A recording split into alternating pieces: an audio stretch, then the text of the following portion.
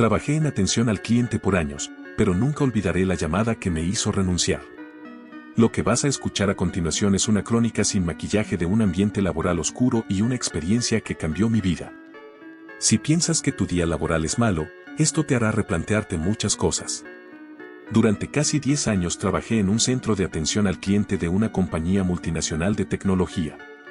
Al principio, el trabajo parecía tener el potencial de ser una carrera estable y, de alguna manera, un modo de aprender a lidiar con la frustración, las presiones y la lógica fría de CRM y sistemas automáticos. Mi jornada comenzaba a las 8 de la mañana y en medio de interminables consultas, reclamos y conversaciones hipócritas, fui adquiriendo una rutina que, si bien mundana, me parecía segura. El centro estaba ubicado en un edificio de oficinas grises en la periferia de la ciudad, un sitio en el que me sentía atrapado, aunque no sabía realmente por qué. Con el paso de los años, mi voz se volvió un amortiguador contra las rabietas de clientes enojados, mis respuestas una mezcla de empatía forzada y protocolo burocrático. Pero tras esa máscara profesional, se escondía una sensación creciente de deshumanización. Era como si cada llamada me removiera un poco de mi humanidad. Sentía a veces que estaba trabajando en una cárcel invisible, encerrada entre papeles, circuitos y tonos musicales que pretendían calmar, pero que, en realidad, eran la banda sonora de nuestra impotencia. Sin embargo, jamás imaginé que una sola llamada rompiera ese molde, que un cliente pudiera encender la chispa final que desmantelara mis ilusiones sobre lo que era servicio al cliente. Era una noche de verano, y la oficina estaba inusualmente callada. Normalmente, el turno nocturno consistía en atender escasos reclamos, casi todos automáticos, pero aquella noche fue distinta, era la última cubierta de llamadas del día, y la monotonía se había convertido en un compañero silencioso.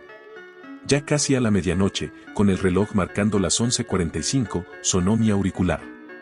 La identificación del cliente era un número desconocido, algo que en ese momento ni supe que cambiaría el curso de mi vida. Desde el primer hola que salió tembloroso de mi boca, supe que algo andaba mal. La voz al otro lado era baja, ronca y cargada de un dolor que trascendía lo meramente enfadado. Algo está mal, pensé. El silencio que siguió a mis preguntas habituales se volvió una señal de alarma en sí misma. El interlocutor tartamudeaba, mezclando disculpas con jugosas confesiones sobre su vida, y no tardó en verter una carga de lágrimas que, incluso a través del auricular, sentí como una ola de sentimientos desbordados. Lo más impactante fue cuando, entre sollozos, comenzó a relatar cómo había estado siguiéndome durante semanas. No se trataba de una paranoica conspiración, sino de una situación escalofriante. El hombre afirmaba conocerse a sí mismo como el justiciero, alguien que había sido testigo de sucesos injustos, incluido un esquema de corrupción dentro de la misma empresa en la que yo trabajaba. La llamada comenzó a transformarse en un relato confesionario de secretos oscuros, y mi mente pasaba de la confusión a un estado de incredulidad absoluta. ¿Cómo podía alguien combinar tanto dolor y rebelión dentro de una misma llamada? El cliente explicó que había llamado a numerosas ocasiones a la central, pero que siempre había sido rebotado por sistemas automáticos. Esa misma noche, en un último intento desesperado por ser oído, había forzado un desvío al hablar directamente con un agente. Las palabras corrupción, engaño y justicia se entrelazaban en la narrativa, acompañadas de detalles tan precisos y, a la vez, tan desconcertantes, que mi escepticismo se transformó en una sensación de peligro inminente. Entre cada frase de aquel desconocido, sentí que todos los años de cansancio, la rutina deshumanizante y hasta el odio callado hacia el sistema, se acumulaban en un cúmulo insostenible. Mis manos temblaban y mi corazón latía aceleradamente. En ese momento, la oficina, con sus luces cuadradas y su aire acondicionado implacable, se convirtió en el escenario perfecto para un drama surrealista. El misterioso interlocutor mencionó que era ex empleado de la compañía, alguien despedido injustamente por intentar denunciar prácticas corruptas. El relato estaba salpicado de nombres, fechas y pruebas comprometedoras que, en otro contexto, hubieran sido más difíciles de creer. Pero lo que me atormentaba no eran las pruebas, sino la convicción absoluta de que algo terrible estaba ocurriendo en las sombras de la multinacional. Cada palabra, cada pausa y cada cambio de tono en la voz del hombre se sentían como martillazos en mi conciencia, haciendo eco de mis propias inquietudes. Durante la llamada, el misterio se profundizaba. Me contó cómo había vigilado a sus antiguos supervisores, cómo había recopilado información y documentos, y cómo esa investigación había escalado convirtiéndose en una amenaza real para aquellos implicados. No fue hasta que soltó la frase que todavía me hiela la sangre: tú, que todavía trabajas ahí, eres parte de todo esto. Esa acusación directa me sacudió hasta lo más profundo. No era simplemente una acusación sin fundamento, era una confrontación despiadada a la que no podía evadir. En ese instante, me vi forzado a cuestionarme todo lo que había soportado y la complacencia que, poco a poco, había aceptado en aras de la estabilidad laboral. ¿Acaso mis años de servicio eran ciegos ante la corrupción que ahora se me revelaba de forma tan inesperada? La llamada me había puesto frente a una disyuntiva moral que creía inalcanzable en el marco de un simple trabajo de atención al cliente. No puedo negar que, durante las semanas siguientes a esa llamada, mi mente se convirtió en una vorágine de interrogantes. ¿Era posible que todo el sistema detrás de las cortesías y respuestas mecanizadas ocultara prácticas delictivas o poco éticas?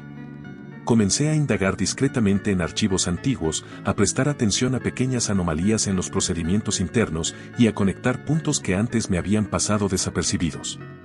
Una noche, mientras revisaba unos correos internos que había descargado en secreto de mi computadora, encontré referencias a reuniones sospechosamente tituladas Sinergia 7 y Optimize Max. Esos nombres, tan corporativos como vacíos, ahora tenían un matiz siniestro.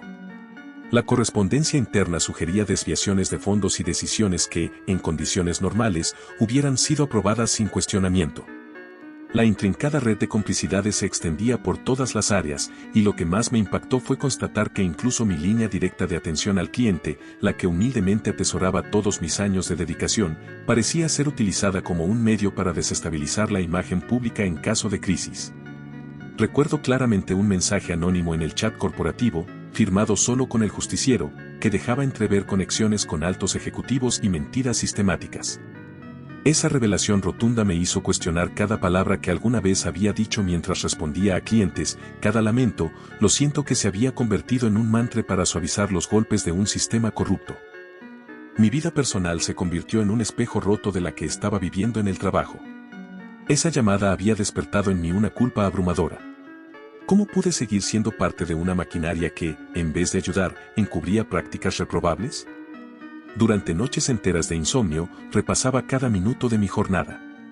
El murmullo constante de la oficina, el zumbido monótono de las computadoras y hasta el tic-tac del reloj se transformaban en un recordatorio persistente del sistema que, silenciosamente, me había absorbido. Empecé a ver rostros en mis compañeros, pero ahora no eran compañeros, eran cómplices involuntarios de una maquinaria que a mi conciencia no me permitía seguir.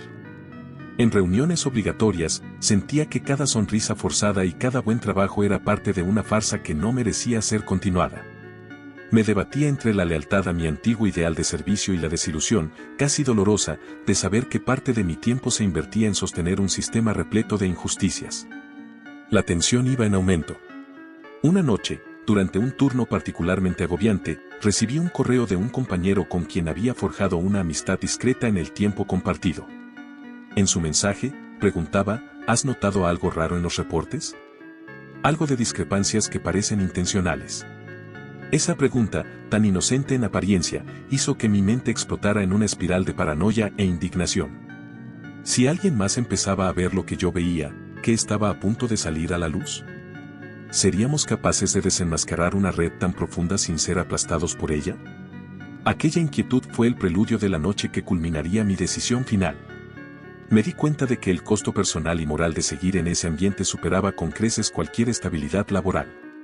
Cada vez que escuchaba la llamada, volvía a sentir el peso de la voz del justiciero resonando en mis oídos, exigiéndome actuar. El día de mi renuncia llegó sin ceremonias grandilocuentes, pero con una fuerza interior que no pude ignorar. Esa mañana, llegando a la oficina con el espíritu agobiado de meses de dudas, decidí que no iba a dar un paso más. Mientras todos se preparaban para la jornada, ya inmersos en la inercia de sus rutinas, yo me dirigí a la oficina del supervisor. «Necesito hablar contigo», dije, con la voz temblorosa pero decidida. El supervisor, un hombre acostumbrado a demandas triviales y a mantener la armonía corporativa, levantó la vista de su pantalla. Su rostro, acostumbrado a minimizar problemas, se tornó inexpresivo ante mi mirada.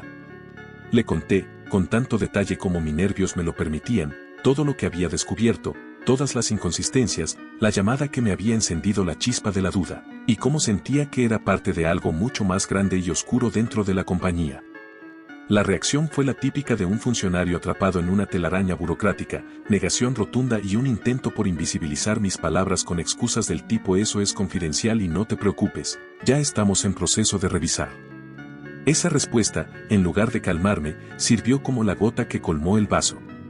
Sentí que mi ética, mi integridad personal, estaba en juego. No podía, de ninguna manera, convertirme en un engranaje más de una maquinaria que, a la que en realidad nunca me había comprometido, ahora se mostraba intrínsecamente corrupta. Salí de la oficina con una mezcla de liberación y terror. Sabía que lo que había hecho significaba marcarme como un problemático, un posible desertor. Pero en ese instante, nada me importaba más que mi paz interior. Tomé la decisión irrevocable de renunciar, dejando atrás años de sumisión y silencio. Renuncié esa misma tarde. Dejé una nota breve, no puedo seguir siendo parte de algo que, en su silencio, aprueba injusticias. No hubo despedidas emotivas ni debates intensos con mis superiores. Ese día, la respuesta oficial consistió en un simple te deseamos lo mejor, acompañado de una transferencia de liquidación. Sin embargo, lo que realmente pesaba en mi corazón era el recuerdo de esa llamada y la revelación de lo que se escondía detrás de la fachada corporativa. En los días siguientes, mientras desempacaba mis pertenencias y revisaba mis viejos documentos, mi mente volvía insistentemente a cada palabra del justiciero. ¿Era posible que, en el fondo, toda la atención al cliente fuese un mero disfraz para operaciones ilícitas? Comencé a buscar en foros, a charlar con antiguos compañeros y a conectarme con gente que, como yo, había sentido el peso de la verdad escondida. Poco a poco, empecé a ver un patrón, algunas llamadas inusuales, respuestas ensayadas ante preguntas fuera de control y reportes que parecían ser diseñados para ocultar algo. Decidí documentar todo lo que recordaba y recopilar evidencias. Mi cuenta en Reddit se convirtió en un diario en tiempo real, en el que narraba mis experiencias sin tapujos, sin miedo a lo que pudiese suceder. Empecé a escribir hilos largos, detallados, donde cada palabra era una pieza del rompecabezas. La comunidad respondió de maneras sorprendentes, hubo quienes se unieron para denunciar las prácticas corruptas de las grandes multinacionales y hubo quienes, con recelo, se limitaban a felicitar mi valentía. La llamada había desencadenado una revolución interna en mí, una transformación que me forzó a ver el mundo laboral con ojos nuevos y críticos. Decidí no desaparecer en el anonimato, sino aprovechar mi experiencia para ayudar a otros. Luché por llevar a la luz la verdadera cara de una industria que, detrás de sonrisas falsas y protocolos vacíos, se nutría de la injusticia. Contacté a periodistas que se dedicaban a investigar corporaciones y compartí mi testimonio. Algunos días, era abrumador recordar la sensación de impotencia y desamparo que me había embargado durante años. Sin embargo, cada vez que veía un comentario o un artículo que citaba mis experiencias, sentía que mi sacrificio no había sido en vano. Recuerdo una reunión secreta con un par de colegas antiguos y un periodista investigativo. En una cafetería oscura y alejada, en la que las voces se mezclaban con el murmullo de la ciudad que parecía querer olvidar, compartimos archivos, documentos y testimonios. La tensión en el ambiente era palpable. Entre tazas de café y miradas cómplices, esbozábamos un plan para exponer lo que, en apariencia, se ocultaba tras la imagen pulida de la corporación. Esa reunión desencadenó una serie de revelaciones que poco a poco fueron sacudiendo los cimientos del imperio. Era como si la llamada, esa voz temblorosa en la oscuridad, hubiera sido el catalizador de un terremoto del que ya no habría marcha atrás. El justiciero pasó a ser una especie de mito dentro de la comunidad que se formó en torno a mi historia. Algunos decían que era un vigilante digital, otros aseguraban que había logrado escapar de las garras del sistema y ahora vivía oculto.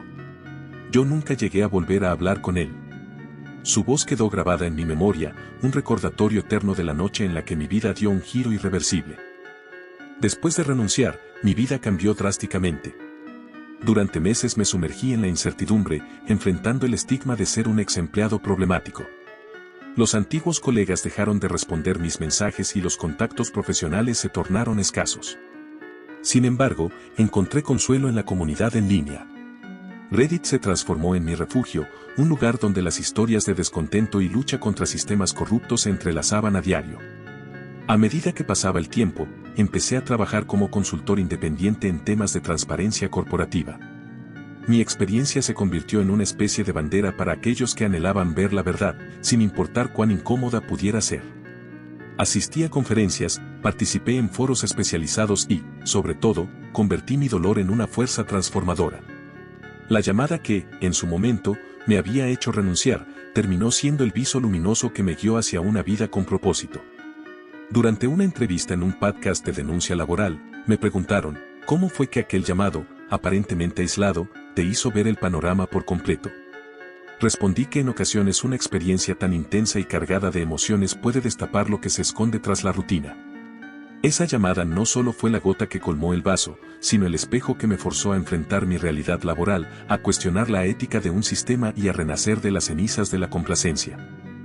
Con el paso del tiempo, recibí mensajes de personas que me contaban haber experimentado situaciones similares. Era inquietante pensar que lo que había pasado en mi centro de atención al cliente pudiera ser solo la punta del iceberg en una industria plagada de prácticas dudosas. Empecé a recopilar historias y entrevistas a empleados anónimos y a formar una red de apoyo y denuncia en línea. Con cada testimonio, la narrativa se hacía más compleja y entrelazada, mostrando que la corrupción era un fenómeno sistémico del que muchas personas habían sido víctimas, directa o indirectamente.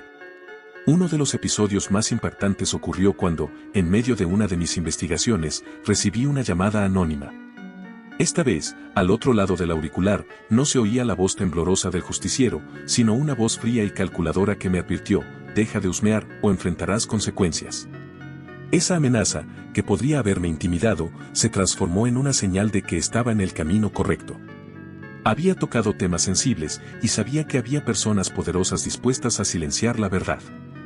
Esa llamada me recordó que la lucha por la justicia nunca es fácil, y que a veces, las fuerzas que operan en la oscuridad están dispuestas a hacer lo impensable para proteger sus secretos. Sin embargo, lejos de amedrentarme, esa amenaza reafirmó mi compromiso. Comprendí que no estaba solo en esta cruzada y que muchos como yo se habían visto obligados a vivir bajo el yugo del silencio por miedo o por la aparente seguridad que ofrecía la rutina. Esa revelación me hizo sentir una mezcla de adrenalina y determinación que me impulsó a profundizar en mi investigación. La trama alcanzó una dimensión insospechada cuando, tras varios meses de investigación, recibí un mensaje de correo electrónico de una dirección desde la cual nunca antes había oído hablar. El mensaje era breve, pero cargado de significado. Decía: si estás dispuesto a descubrir la verdad, contáctame. No todos somos quienes decimos ser. J. Después de pensarlo durante días, decidí responder. La conversación que siguió fue larga, misteriosa y llena de datos que me conectaron con otros testigos olvidados. La identidad de J resultó ser la misma persona que me había llamado aquella fatídica noche. Se había escondido entre la multitud, luchando desde las sombras, y ahora, con la confianza ganada en el anonimato, deseaba compartir pruebas contundentes. Durante nuestras múltiples reuniones virtuales, J me proporcionó archivos, grabaciones y hasta testimonios que demostraban que la corrupción se extendía no solo en la compañía en la que yo trabajé, sino en varias organizaciones aliadas. Era una red de complicidades que había sido sistematizada y mantenida a lo largo de años, y míralo como una conspiración a gran escala. A medida que J y yo avanzábamos en nuestra investigación, mi vida se transformaba en una verdadera odisea. Mis días se llenaban de búsquedas en bases de datos, llamadas encriptadas y encuentros discretos en cafés poco frecuentados. La adrenalina era constante, pero también lo era el temor a ser descubierto. Sin embargo, la adrenalina se mezclaba con la pasión de hacer algo importante, exponer la verdad y recuperar la dignidad no solo mía, sino de todos aquellos que habían sido silenciados por un sistema indiferente. La importancia de esa conexión me hizo ver que, aunque mi renuncia había sido personal y surgida del desgaste diario, la verdadera llamada era solo el inicio de algo más grande, transformar el dolor y la indignación en una lucha colectiva por la transparencia ética.